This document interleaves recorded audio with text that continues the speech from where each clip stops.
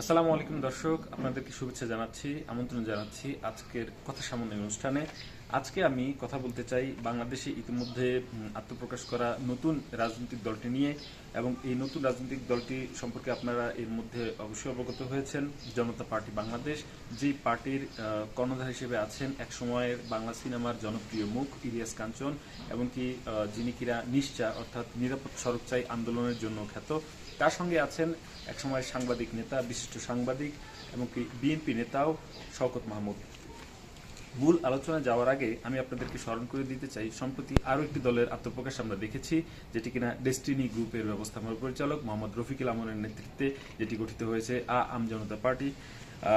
এই পার্টির আত্মপ্রকাশের পরে বিবিসি বাংলার একটি প্রতিবেদন আমার দৃষ্টিগোচর হয়েছিল, নিঃসন্দেহে আপনারাও সেখানে দেখেছেন, যেখানে রফিকুল আমিনকে প্রশ্ন করা হয়েছিল কেন তিনি রাজনৈতিক দল গঠন করলেন।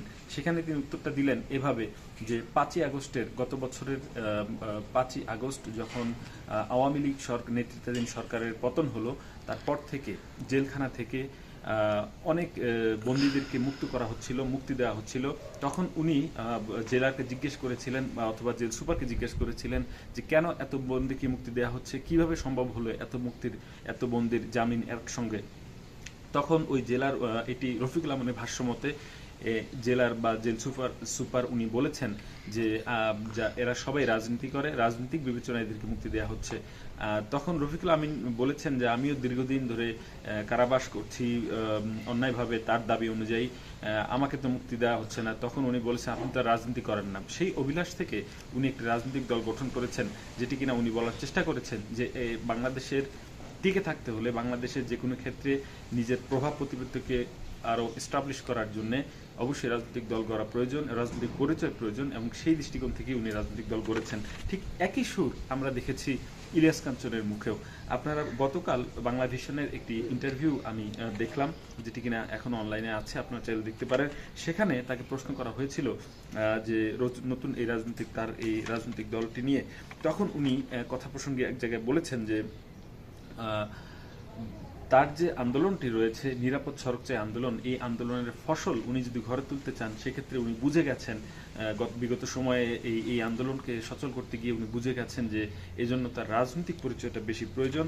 এবং তিনি বলেছেন, অকপটে বলেছেন যে জুলাই আগস্টের পরবর্তী সময়ে তাকে যেভাবে রিসিভ করার কথা ছিল, এটি তার ভাষায় রিসিভ করা উচিত ছিল, সেভাবে তাকে রিসিভ করা হয়নি। অর্থাৎ তিনি এটা মিন করছেন যে জুলাই আগস্টের যে বিপ্লব হয়েছে সেখানে তার অবদান ছিল, এবং উনি হয়তো প্রত্যাশা করছিলেন যে উনি মন্ত্রী পরিষদে অর্থাৎ উপদেষ্টা পরিষদে ওনার একটা ঠাঁই হবে।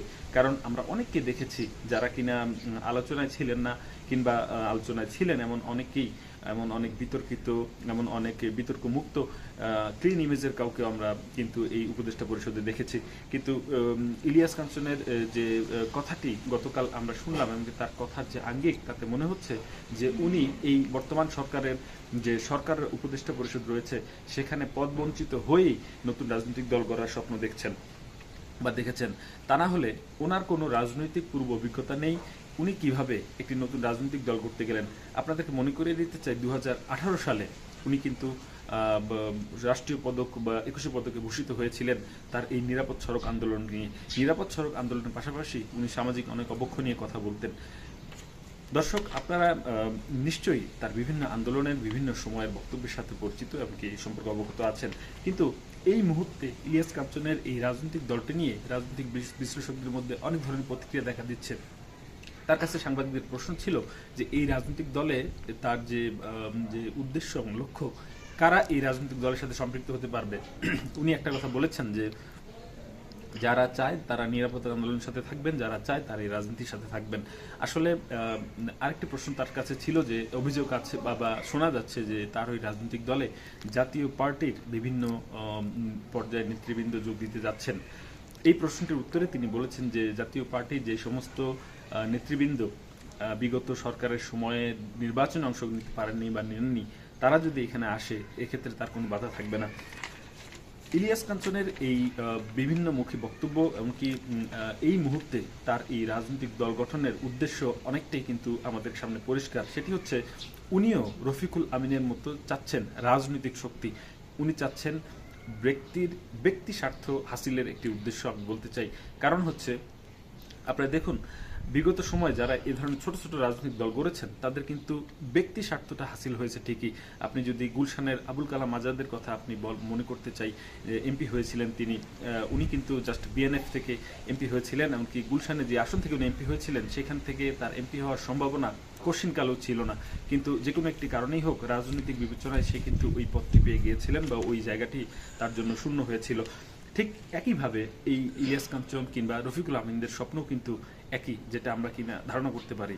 আমরা পূর্বের যে ঘটনাগুলো এগুলো বিশ্লেষণ করেও কিন্তু এ বিষয়ে একমত পোষণ করার সুযোগ রয়েছে। দর্শক, শওকত মাহমুদ সম্পর্কে আমি একটু বলতে চাই। শওকত মাহমুদ উনি কিন্তু বিএনপির একজন ডাকসাইডের নেতা না হলেও বিএনপি রাজনীতিতে ওনার যে অবস্থান সেটি কিন্তু খুব সুদৃঢ় ছিল। উনি পঞ্চম কাউন্সিলে বিএনপি চেয়ারপারসন উপদেষ্টা হয়েছিলেন। বিএনপির ষষ্ঠ কাউন্সিলে এসে উনি কিন্তু তার দক্ষতা এমনকি তার যে নেতৃত্বের গুণাবলী সেই কারণে তাকে কিন্তু তাকে কিন্তু বিএনপির ভাইস চেয়ারম্যানও করা হয়েছিল। এর আগে উনি ওনার যে নির্দিষ্ট এলাকা রয়েছে তার উপজেলায় উনি আহ্বায়কের দায়িত্ব পালন করেছেন বলে আমরা অনলাইনের বিভিন্ন সংবাদ মাধ্যম সূত্রে জানতে পারি। শওকত মাহমুদকে কিন্তু বিএনপি বহিষ্কার করেছিল, সেটি ছিল 2023 সালের মার্চে। কারণ 2023 সালের 16ই মার্চ উনি একটি প্রোগ্রামের ছিলেন, যেটি কিনা বনানীর একটি হোটেলে আয়োজন করা হয়েছিল, যেটির নাম দেওয়া হয়েছিল national committee for civil rights, জাতীয় ইনসাফ কায়েম কমিটি। এই কমিটির চেয়ারপারসন বা এই কমিটির নেতৃত্বে ছিলেন ফরহাদ মাজহার, এমনকি তাকে রাখা হয়েছিল, শওকত মাহমুদকে সদস্য সচিব করা হয়েছিল। সেখানে ওই কমিটির সুধী সমাবেশ এমনকি যে নৈশভোজের আয়োজন করা হয়েছিল, তারপরে কিন্তু বিএনপি থেকে যে অবজারভেশন ছিল তাতে শওকত মাহমুদকে সমস্ত ধরনের রাজনৈতিক বিএনপির সমস্ত ধরনের পদ থেকে অব্যাহতি দেওয়া হয়, বহিষ্কার করা হয়। শওকত মাহমুদ এখন উনি এসছেন ইলিয়াস কাঞ্চনের সাথে এই রাজনৈতিক নতুন প্ল্যাটফর্মে। এই বিষয়গুলো কিন্তু নানা ধরনের সমীকরণ তৈরি করছে, যেমন এই পদ বঞ্চিতরা বিভিন্ন জায়গা থেকে ধিক্কিতরা কিন্তু এখন এসে নতুন রাজনৈতিক দলের মাধ্যমে তাদেরকে প্রতিষ্ঠিত করার চেষ্টা করছেন বাংলাদেশের রাজনৈতিক এবং সরকারি অঙ্গনে।